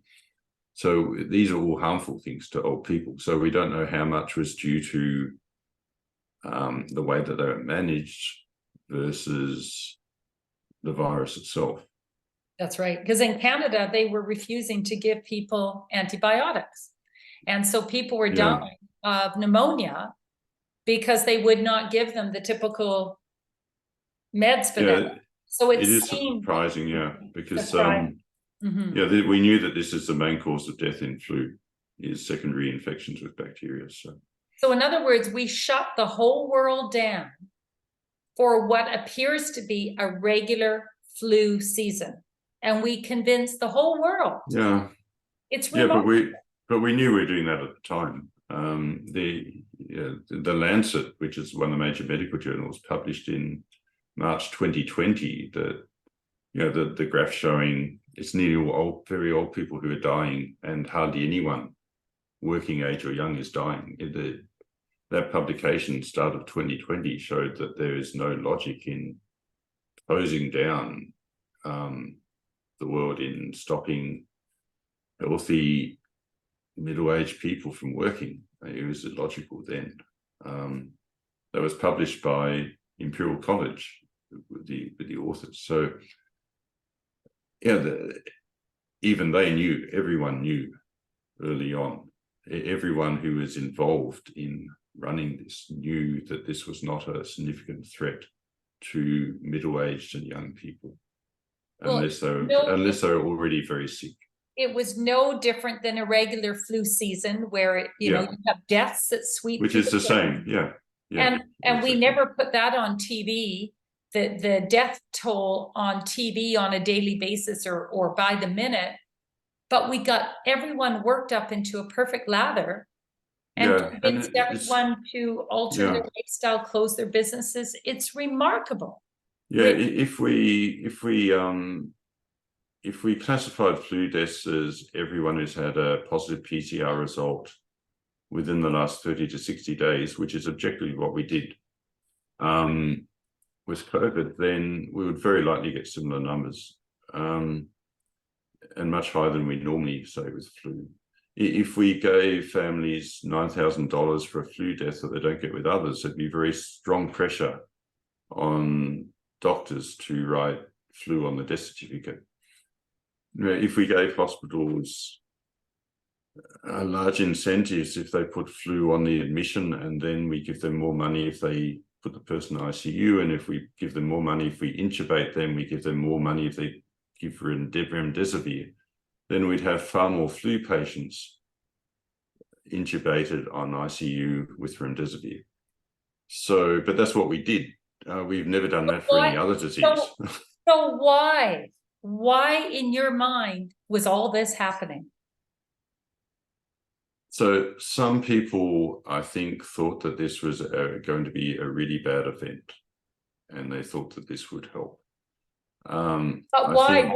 It is hard to imagine that the people who are making the rules at the top were not doing this to boost numbers so that probably they could sell more of a vaccine that they had coming down the line. So ultimately, that was the intention, was to get the numbers up, ramp up the fear to get more candidates accepting the vaccine.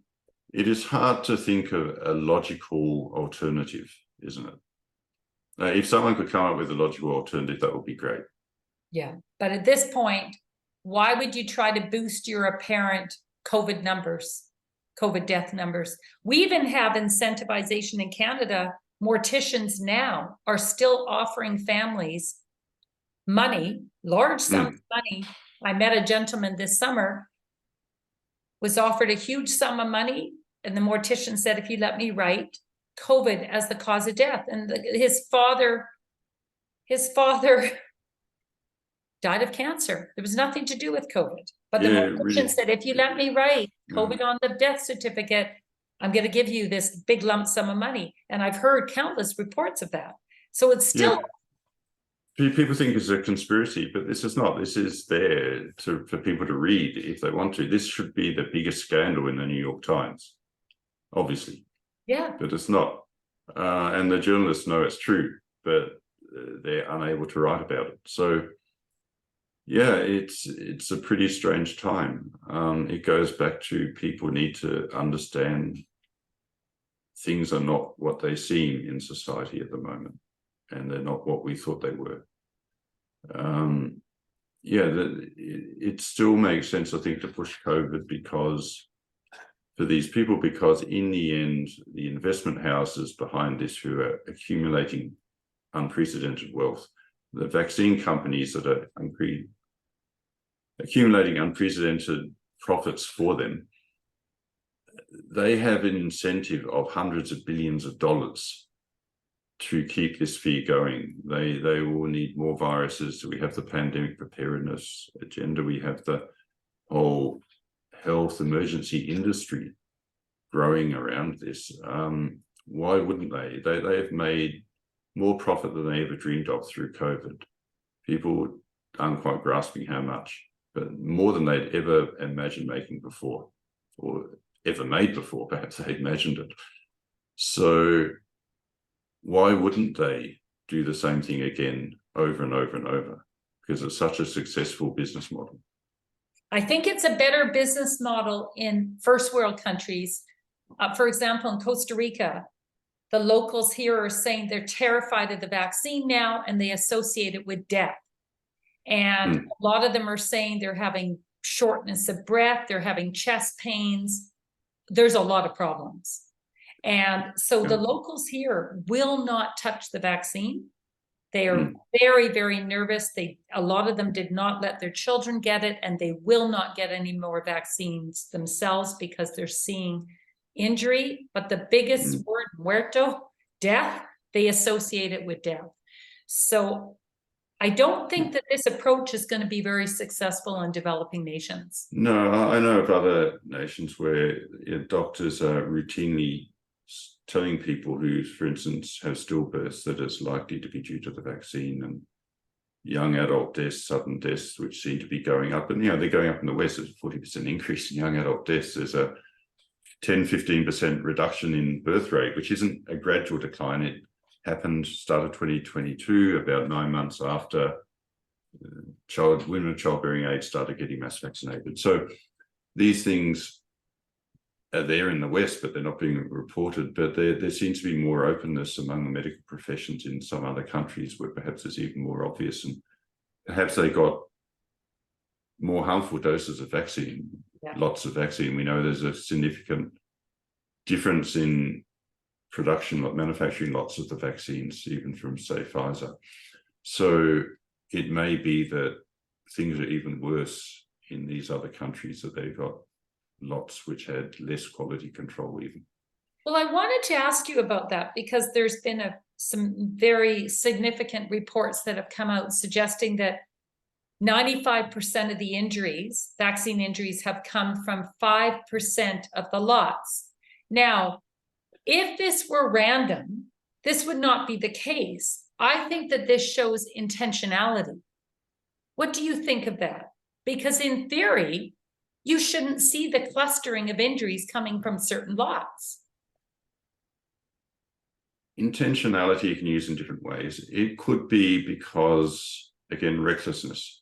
It could be because if you make a manufacturing lot and then you reject it because of poor quality and throw it away, that's extremely costly.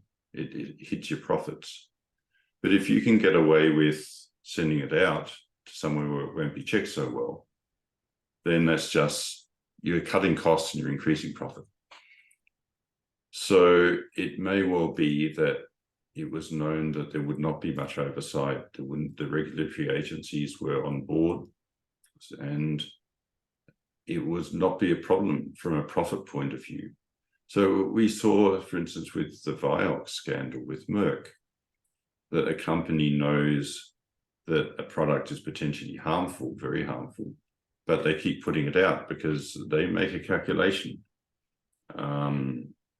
It may cost this much, but the profit will be far greater. So from a business point of view, it makes sense to put this product out.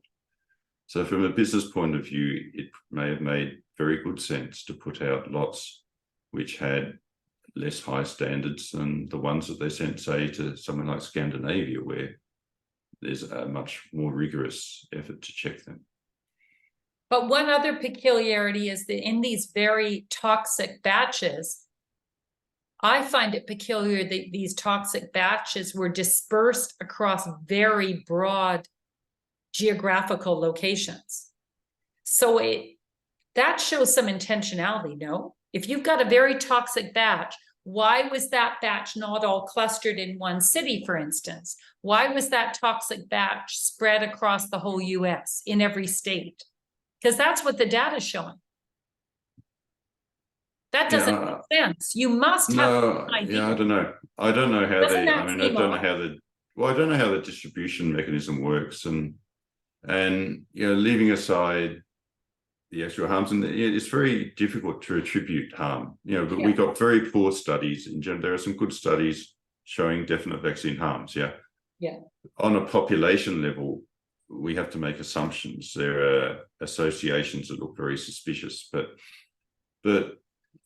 then, if you were going to concentrate something you're worried about in a certain area, it will become much more obvious. If you can disperse it across a wide area, it's less obvious. So if I were trying to get a questionable batch out, I wouldn't put it all in the one place. But the problem here is we have the animal studies that were red flags. We have the Pfizer's own study, which is a red flag in the excess mortality in the vaccinated group. We have at 6 months, we have the reduction, the all-cause mortality increase that we're seeing. We have the reduction in fertility. These should be public health emergencies. This is the emergency at the moment. It's not disease X, sort of some idea that maybe we'll get a zoonotic pathogen somewhere that we haven't seen before, and because we know that that's highly unlikely. It barely happened the last century, and we can deal with it better now. So that's not a big threat. A reduction in fertility or an increase in young adult mortality, or these should be very big threats. These should be emergencies that we're looking at to try to make sure that there isn't something in the environment or something, medication that we're taking, or something in the food that is causing this. This is what you'd think the CDC, for instance, would be dedicated to doing. Do you think that this could be an excellent business model? That you compromise the immunity of all those who are injected? Oh, yeah. Does that not seem like, if I were into this nefarious type of business, that would be my first objective, is to compromise the immunity of the population, because you have a guaranteed income source of solutions that all of a sudden you're going to start providing. And they're already talking about that. You're hearing Moderna and Pfizer talking about fantastic new messenger RNA vaccines for cancer. Well, it's a coincidence that we're seeing a huge uptick in cancer in vaccinated patients, and now they're going to provide the solution for something that perhaps they caused. Yeah, I mean, the cancer thing with mRNA came earlier, and that was partly because these were seen as quite toxic in animal studies. And so if you have someone dying of cancer, you'll try anything. So this gets back to risk benefit. Mm-hmm. If the risk is great, but you're talking about stopping someone dying altogether, then you accept a lot of risk. But yeah, I mean, if you're an investment house who owns, the largest shareholder in, say, Pfizer and AstraZeneca, and you're the largest shareholder in Coca-Cola and PepsiCo and perhaps Kraft, and you're also the largest shareholder in the New York Times, CNN, Time Warner, etc. And this isn't hypothetical, because Vanguard and BlackRock, for instance, are the largest shareholders in all those companies. Then you would want to maximize your income if you had your food side pushing the idea of, say, very high carbohydrate diets that will make people obese, and in doing so reduce their immunity and make them sort of pre-diabetic or diabetic, then you'll automatically increase the profit from your pharma holdings, which are making anti-diabetic and maybe anti-obesity drugs now, etc. So if your role to your shareholders is to maximize profit.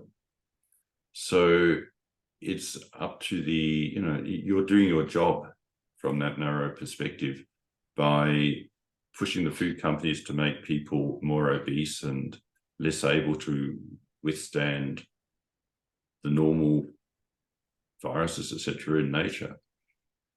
And so they're making money selling stuff, and your farmer is going to make far more money, because these people will then be on these medications for the rest of their lives. And you have the media there who can put a spanner in the works or make this happen. So you would use the media to make it happen, or at least to absolutely knock it in the way. So yeah, I think it is almost illogical to think that this isn't happening to some extent. Because why wouldn't they do that? This is their job.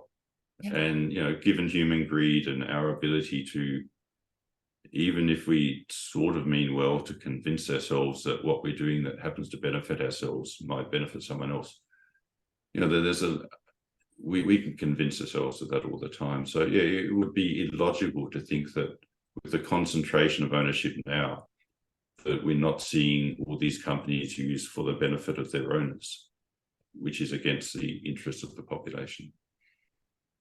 So what do you think the end game here is? I wonder if people, I mean, just accumulating wealth, what is the end game of very, very rich people who want to get richer?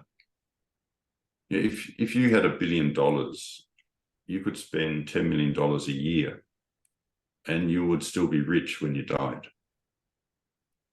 So why would you want more than $1 billion? It's hard to spend $10 million a year. You spend half on a nice private jet, you still got $5 million to spend. Most people can do that. So people have 100 billion, they have 200 billion. So, why?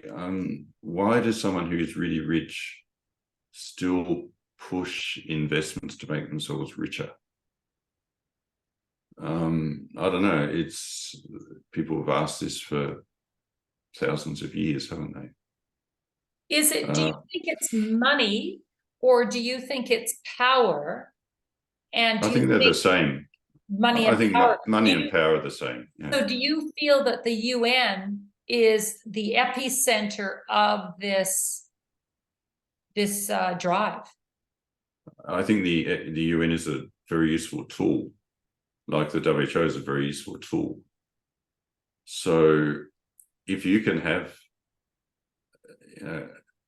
something as the size of the UN with the potential power and convening power of the UN, and you can use that to further your own interests, then gee, you would.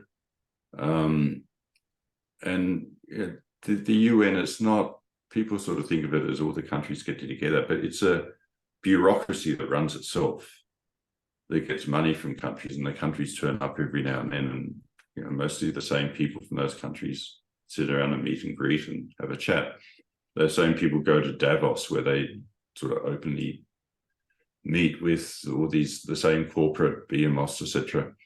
So it's not like the people of the world getting together and saying, let's do something for our own good. It's a small group that see themselves as particularly important people and who are very strongly influenced and often paid by people who are very, very rich, getting together and making rules that will in the end benefit their benefactors. So it's, I think the UN, again, the UN is not the threat. WHO is not the threat.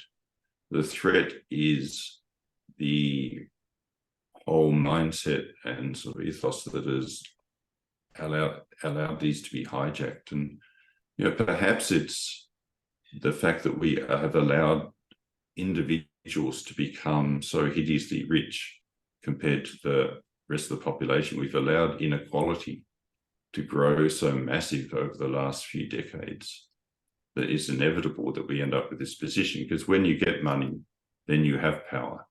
You can buy politicians, you can buy governments, you can buy the media, you can buy the companies, which you can then use to control the population. You can buy the advertising agencies, and that all this has been done. So, it's past tense, it's happened.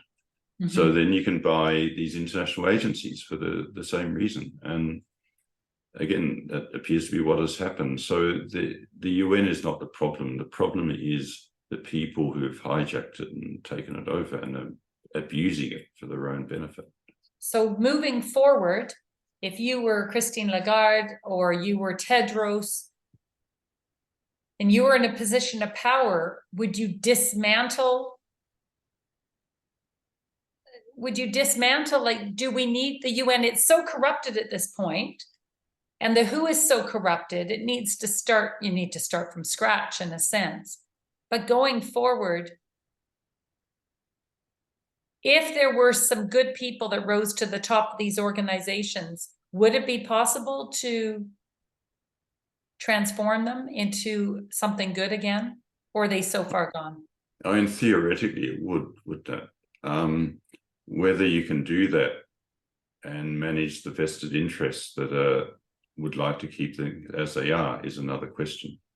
I mean, you would need whole countries, strong countries, first to say this is unacceptable and to force this change, I think. And for those countries to force a change, there would have to be very different mindsets in government. What countries, what powerful countries do you think may resist this first? Well, first, the countries that have this history of colonization in the past and can see the same pattern happening again, if they can get together in collaborations, then they could be strong from a geographical point of view. I think the United States is interesting because it is clearly split, which I used to think was a bad thing, but at least it means that there are a lot of people with reasonable governance support who see what is going on as wrong. So, and there is a strong push in the House of Representatives now to defund the WHO. So I think, you know, it is useful to have international health agencies, but not to have agencies that are clearly abusing their mandate and contributing to wealth concentration at the expense of the world's population. So such an agency should be defunded and disbanded, but we should have agencies or institutes or some entity put in their place that can take on the things that are actually for the good of humanity. Mm-hmm. So I think we can't just tear things down. We have to build an alternate structure to take their place, which can be as much as possible immune from what has happened. And maybe that involves having a time limit. You know, we have the structure for 30 years, then we dismantle and have another one and start all over again. Maybe you need to do that in order to stop this sort of rotten corruption setting in. So you feel there is some hope and resistance building in the US. Are there any other large, powerful countries that you see momentum building to resist this? I don't know enough about what's happening, say, in India or the mindset of people there. It's obviously a large country that, you know, is essentially a democracy. So people can have an influence, but it's hard to know what is happening there. You know, Brazil is another large, interesting country. It is hard to know where, the larger countries in Africa, such as Nigeria, etc. So they could be influential if they took a certain stand. It's hard to know how responsive governments are to their people, and the people having a certain mindset versus the government. So, I mean, the fear is that there'll be a lot of disorder and a lot of a very hard time, including in the West, before things get sorted out. You would hope that rational voices could somehow come to the fore that aren't there now and, you know, gain the momentum. It's hard to see with the media as it is that we can have a rational response, but so the fear is that it'll be, things become very chaotic as people get more and more impoverished and more essentially abused, controlled by governments, etc. In a sense, but the US is interesting because it has this, you know, people are at least allowed to talk about it on both sides now, whereas I think in Europe that's much harder. Yeah, in Canada it's getting very hard. Censorship is stepping up. Yeah. But the US might be a bastion of hope. I think so. It's stuck with this constitution, which is actually quite good if you read it. Mm-hmm. And, you know, you can argue about, you know, whether everyone who wrote it, their heart was in it. It was a time of slavery and all the rest of it. But, yeah, I mean, that's why, you know, humans are complex. Humans can do good things and bad things at the same time. And the actual thought that's gone into the Constitution is that, if you read it, is actually pretty good.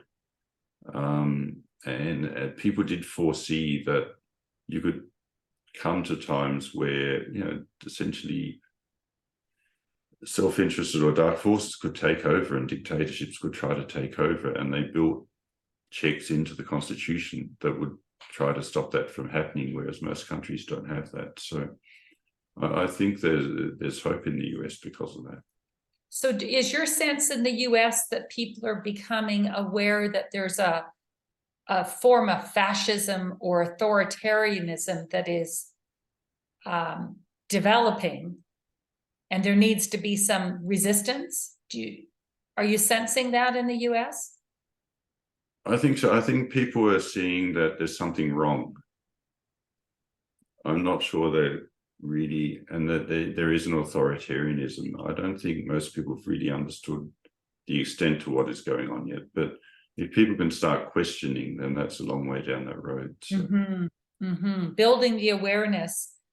And I agree with when you made a comment earlier that people who are from the Eastern European countries are much quicker to recognize this than people, for instance, in our country, in Canada, who have lived the good life. Yeah.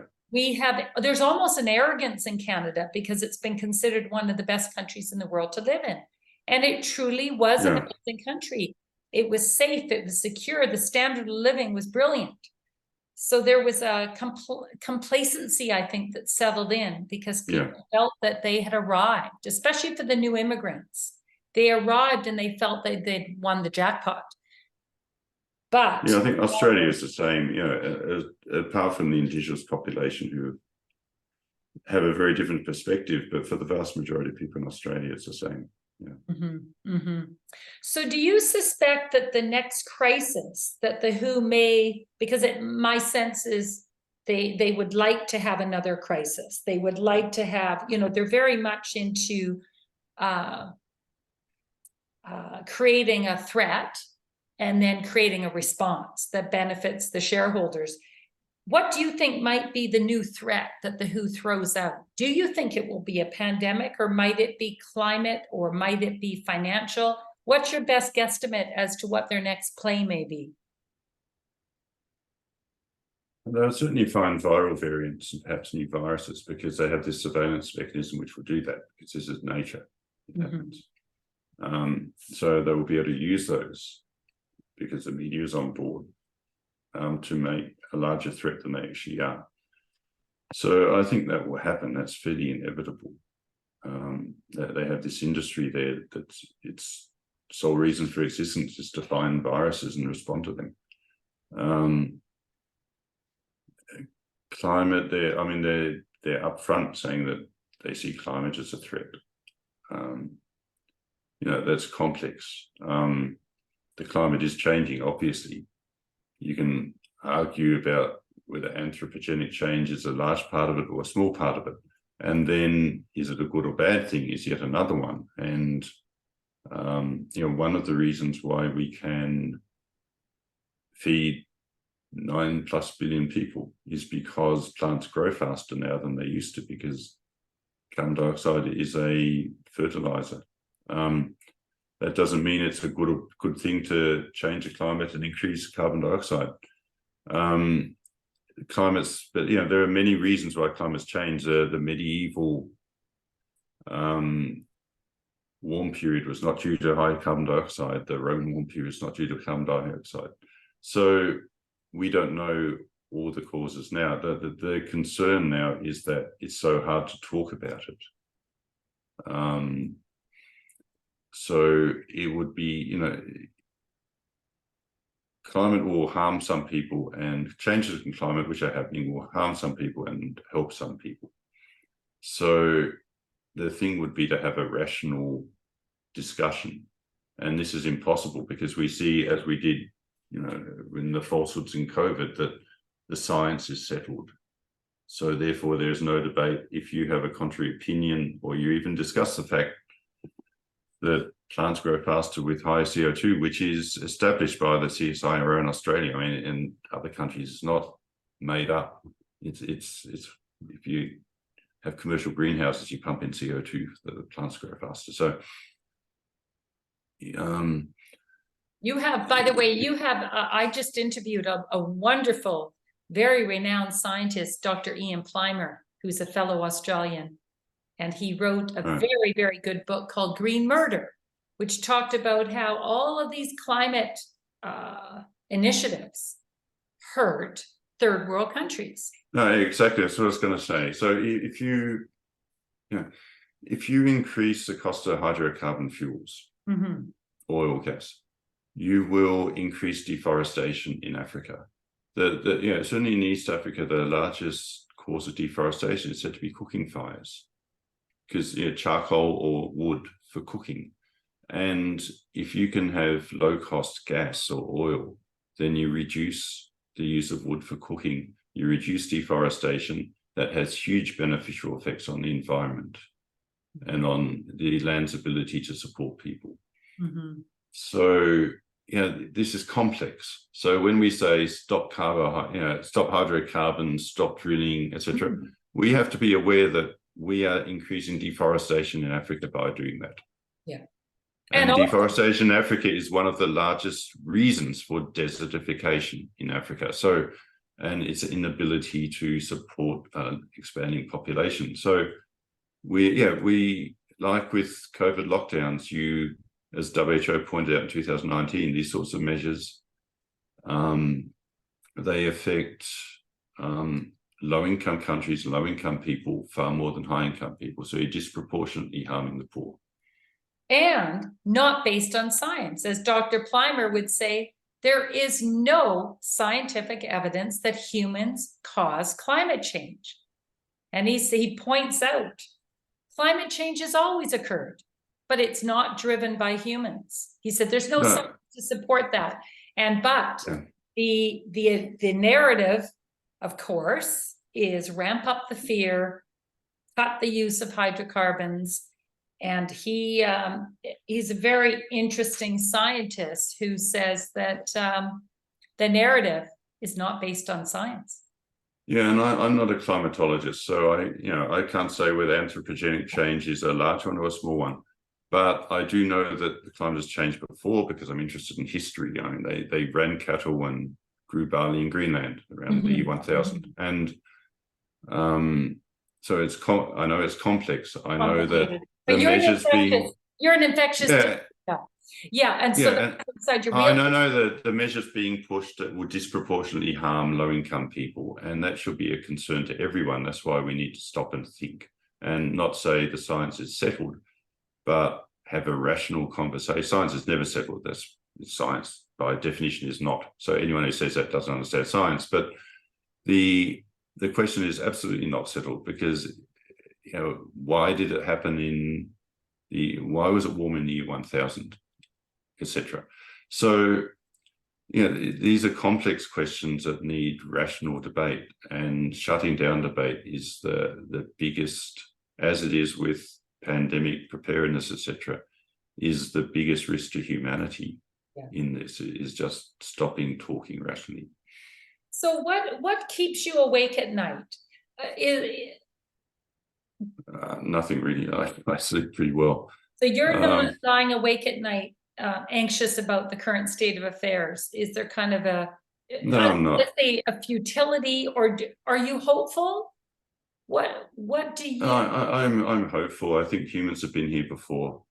This is a particularly bad one, but greed is a normal human driver. There have been times in the past where humanity has been through terrible periods, dark ages, all the rest of it. People if you live in Eastern DRC, Democratic Republic of Congo, or you live in Syria, or you live in Afghanistan, you've got other things to worry about than what we're talking about just now. Mm-hmm. So a lot of, in the West, this is a huge threat. I'm not downplaying it. This is something we haven't seen for generations, at least.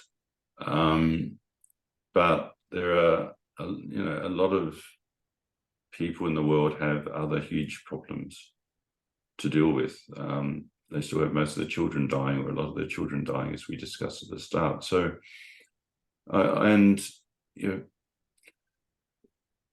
greed is a huge driver of dictatorships and authoritarianism and all the rest of it. And people have found ways to stop this in the past as well. So I think eventually that will happen again. I just hope that it won't be too harmful in the meantime, and that the more we do to try to stop it, the less harmful it will end up being. So, well, you were at this event in Sweden, this conference, and there were experts from every on every topic. What was the sentiment at that conference? Because they would be talking about the central bank digital currencies, and they were talking about a lot of probably discussion around the financial situation in the world. Did you come away with any sort of sense as to where this is going? I think on the financial side, people are very worried about where it's going. Worries me the idea of central bank digital currencies as social credit systems, etc., which certainly going to come to much of the West, I think. And they're very disturbing. It's not the future that we thought we wanted. So there is a lot of concern about where economies are going, but I think also there is a fairly strong feeling that more people are starting to see what is going on. Yeah. So, all this is not inevitable. And people sort of in charge of all this, they're driven by greed and so on. They're not particularly clever. They just haven't got the sort of moral compass that maybe you have, which would stop you doing certain things to other people. And they don't have that. They're not more clever. They're just willing to do things that are nastier than normal people might do. Mm-hmm. So they all make mistakes as well. They don't know the future any more than we do. So, I think overall it was positive in that, we're going to a difficult time, but humans are fairly resilient. Well, and what you were saying is you don't need to go along with this. I think that non-compliance. No, you mustn't go along with it. You do not need to take another vaccine, for instance. You do not need to adopt the digital identity that they may try to impose on you. You need to say no, and there's power because our numbers are vast. Yeah, so you need to look at what's going on, and you need to decide that you're in charge of your own existence and not someone else. Yeah. And that it's better to be free than not to be free. And so you've got to make those decisions on vaccines, on medication, on etc. Is your holiday so important that you will give up a significant part of your freedom for the rest of your life just to go on holiday? People need to make those decisions and start seeing that it's theirs to decide and not someone else to decide for them. When that happens, I think most people might choose more wisely. Yeah. Well, I appreciate your optimism, Dr. David Bell. You certainly have your finger on the pulse, and I think we have to be optimistic. I think it's important for our mental well-being to look at this with some positive sort of optimism. So thank you so much for your time. I think I've crept over the time that we hope to spend together, but it's always so interesting chatting with you. And keep up the great work, because you're a giant in the world of infectious disease, international health. You are, in a sense, to me, one of the originals. Your work really was in the original form of what the WHO was meant to be before it went off the rails. So I would love someone like you to be at the helm of the new WHO. You would be a great director, rather than a Tedros. You would run a tight ship and keep the priorities, as you talk about sanitation, water, poverty, TB, some of those infectious diseases would be addressed, and all of these other agendas would be pushed to the side. You would be fabulous. I nominate you. No, I think many people would do a good job, but I think that the key is structuring such an organization that no one can go off the rails, because we're all capable of that. Well, and maybe we need to establish a new WHO. Was there any discussion at the conference that you were at, as in terms of, because we're looking at parallel systems on every front, was there any discussion about developing a new WHO? Not at that level, no. It was more about local parallel systems, but I think that's where we need a discussion to start. Yeah, well, you might be great to initiate that, Dr. David Bell. I nominate you for that position, because I think that you would instill a lot of confidence in a much superior system. I mean, there's plenty of people. It really is we need to follow orthodox public health ethics, and once you do that, it sort of falls into place. That's what we've lost. So, well, anyone could run a good organization if they were just stuck to these ethics that we thought were there. Yeah, but it seems not. Well, I'm sure that you could garner a good group of people who understand the original intent of what it was meant to be, and kind of the old guard that still have some integrity and cannot be bought. That essentially is the biggest risk, right? Yeah, but you have to structure it so that it's impossible to buy people, because we can all find reasons to do the wrong thing inside us somehow. So we've got to guard against ourselves as much. Yeah, exactly. Yeah. Well, Dr. David Bell, thank you so much for your time, and keep up the good fight. And thank you. Thanks, Marianne.